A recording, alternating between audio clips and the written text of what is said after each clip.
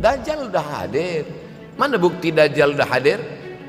Kurma bisan tidak lagi berbuah. Bila kurma bisan tidak berbuah, Dajjal dah nak datang. Kurma bisan sekarang sudah berkurang, tak berbuah. Lalu kemudian apa lagi? Ain Zughar, mata air dari Ain Zughar sudah kering. Sudah kering. Oleh sebab itu, tapi manakala dulu datang Habib Umar bin Hafiz, saya hadir majelis itu, adalah seorang bertanya, Habib, ya, Imam Mahdi dah lahir atau belum? Saya tengok Habib menjawab, sepertinya dia macam tak suka pertanyaan. Kata dia, kita tak perlu mencari-cari dia dah lahir atau belum, kampung dia di mana, dia lahir di hospital mana, dia. Tapi yang perlu kita siapkan adalah iman dan takwa pengetahuan kita, supaya kita jangan sampai terkecoh, supaya kita boleh membezakan mana hak, mana batil, mana betul, mana salah, mana lurus, mana bengkok, mana hitam, mana putih.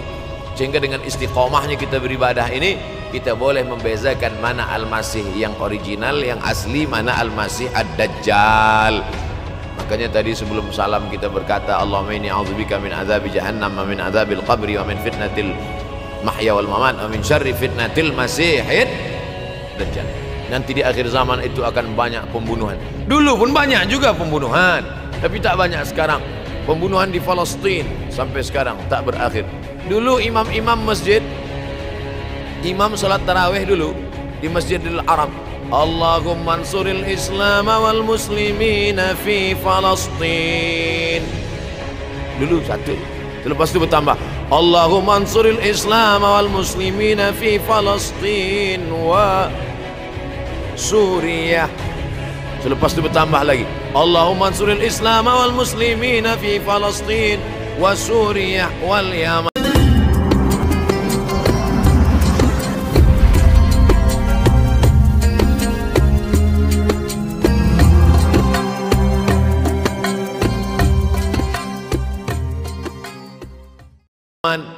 Diambil dari kita, diambil dari bab zuhurul fitan. Zuhur muncul, tampak, datang. Fitan jamak dari kata fitnah. Fitnah satu, dua fitnatan, tiga fitan. Diriwayatkan dari as-sahabi al-jalil, sahabat yang mulia bernama Abdurrahman, ayahnya Sakhar, kampungnya Dus. Nama lengkapnya Abdurrahman bin Sakhar ad-Dusi. Kerana selalu membawa kucing dipanggil Abu Hurairah. Nabi memanggil dia, ya Abahir, wahai bapak kucing. Ya Abahir, wahai engkau orang yang selalu membawa kucing. Hatinya lembut, tak sampai hati dia menengok ada kucing tak makan, dia bagi makan. Abu Hurairah radhiyallahu anhu. Apa kata Abu Hurairah radhiyallahu anhu? Aku mendengar Nabi SAW bersabda, di antara tanda-tanda dekatnya hari kiamat itu adalah, dalam hadis ini ada 5. Yang pertama, yataqarabus zaman. Zaman, masa, waktu makin pendek, makin singkat, makin tak terasa. Dulu nampak budak-budak, sekarang dah jadi mak budak-budak. Dulu nampaknya lama zaman masa ni, sekarang cepat saja. Dari pagi ke petang, petang ke pagi, pagi ke petang, petang ke pagi. Bahkan sekarang ada pula orang yang tak tahu petang, tak tahu pagi. Pagi tidur, petang tidur. Tak terasa saya ini sudah 8 kali datang ke Kuala Lumpur. Awal-awal sekali 2014, 2015, 16, 17, 18, 19, 20. Sudah kali yang ke-7. Saya datang setahun sekali saja, setiap bulan Februari. Bulan Februari datang. Rupanya dah yang ke-7 kali. Bulan Februari. Ini saya bagi tahu supaya kita semua faham. Saya datang bulan Februari, supaya tak datang balik, datang balik, datang balik, datang balik. Sekali datang dari tarikh 2 hingga 9. Pusing, pusing, pusing, pusing, balik. Rupanya sudah kali ke-7, ke-8 kali datang menyampaikan tazkirah. Tak terasa.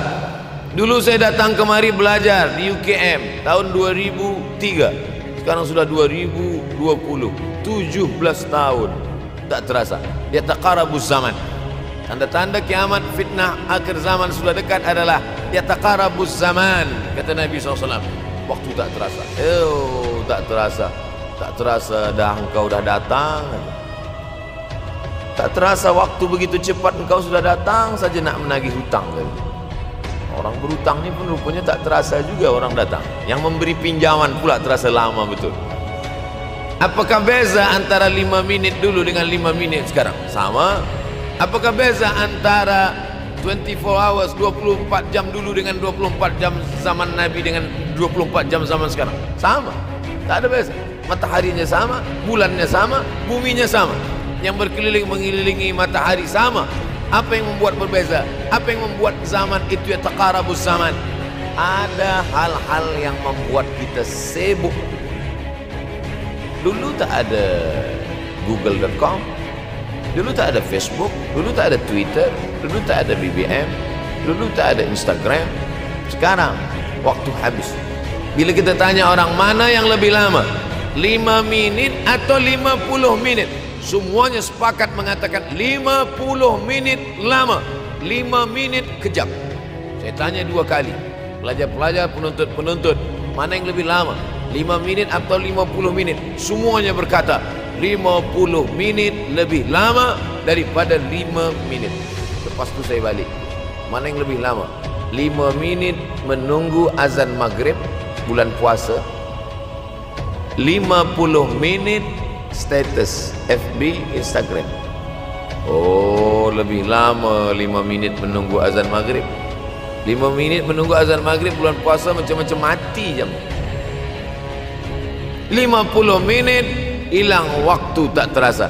Itu menunjukkan hadis Nabi itu, semakin saya baca hadis Nabi, makin kuat keyakinan saya, makin kuat iman saya, makin hilang keraguan saya bahwa yang berbicara ini bukan manusia biasa, tapi dia dapat wahyu dari Allah. Wa ma yantiqu 'anil hawa in huwa illa wahyun yuha, melainkan wahyu dari Allah Subhanahu wa taala. Yataqarabuz zaman, masa begitu cepat berlalu tak terasa. Sebulan seperti sepekan, sepekan seperti sehari, sehari seperti sesaat. Akhirnya kita pun kehilangan waktu, habis. Saya Ustaz Abdul Samad, memang zaman ni tak terasa cepat betul. Rasa-rasa kejap-kejap dah bulan Ramadan. Tak terasa baru saja Idul Fitri dah masuk pula lagi. Masya Allah, begitu cepatnya masa berlalu. Maka jangan sampai kita, semakin saya baca hadis ni, semakin kuat keyakinan saya bahwa Nabi Muhammad sallallahu alaihi wasallam mendapat wahyu dari Allah Subhanahu wa taala. Semakin kuat keyakinan dan keimanan. Kenapa?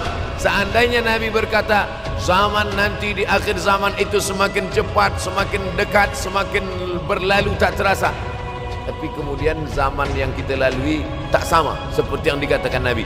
Mungkin datang juga keraguan dalam hati, betulkah ini?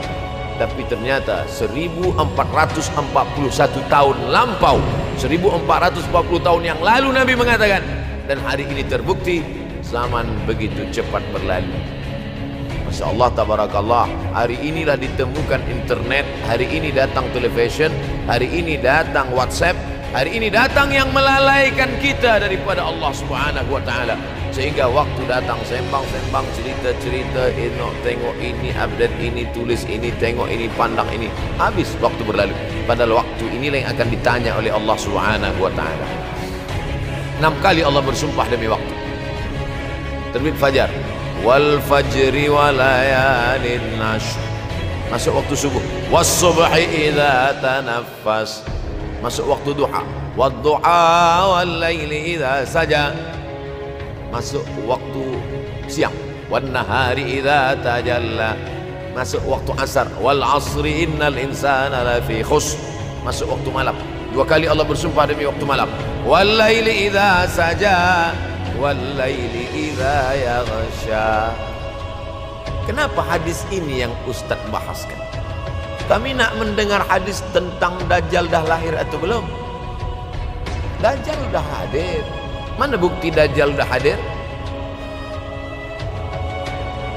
Kurma bisan tidak lagi berbuah. Bila kurma bisan tidak berbuah, Dajjal dah nak datang. Kurma bisan sekarang sudah berkurang, tak berbuah. Lalu kemudian apa lagi? Ain Zuhar, mata air dari Ain Zuhar sudah kering. Sudah kering. Oleh sebab itu, tapi manakala dulu datang Habib Umar bin Hafiz, saya hadir majlis itu, adalah seorang bertanya, Habib, ya, Imam Mahdi dah lahir atau belum? Saya tengok, Habib menjawab, Sepertinya dia macam tak suka pertanyaan. Kata dia, kita tak perlu mencari-cari dia dah lahir atau belum, kampung dia di mana, dia lahir di hospital mana dia. Yang perlu kita siapkan adalah iman dan takwa, pengetahuan kita, supaya kita jangan sampai terkecoh, supaya kita boleh membezakan mana hak, mana batil, mana betul, mana salah, mana lurus, mana bengkok, mana hitam, mana putih. Sehingga dengan istiqomahnya kita beribadah ini, kita boleh membezakan mana Al-Masih yang original, yang asli, mana Al-Masih Ad-Dajjal. Makanya tadi sebelum salam kita berkata, Allahumma inni a'udzubika min adzabi jahannam wa min adzabil qabri wa min fitnatil mahya wal mamat wa min syarri fitnatil masihid dajjal. Membaca, menghafaz 10 ayat di awal surah Al-Kahfi. Siapa yang menghafaz 10 awal ayat, hadis lain mengatakan 10 akhir, 10 awal 10 akhir, elok dua-duanya. Tapi Masya Allah, tabarakallah, anak-anak kita yang pakai jubah, pakai sorban putih ini, daripada tahfiz Quran, mereka tidak hanya menghafaz 10 awal 10 ujung, dari awal sampai ujung dia hafaz, 30 juzuk dia hafaz. Mudah-mudahan anak-anak kita penghafaz Al-Quran. Allahumma ja'al abna'ana wa banatina min huffazil Quran wal hafizan. Jadikan anak-anak kami menjadi para penghafaz Al-Quran ya Allah, supaya selamat dia daripada fitnah Al-Masih Ad-Dajjal.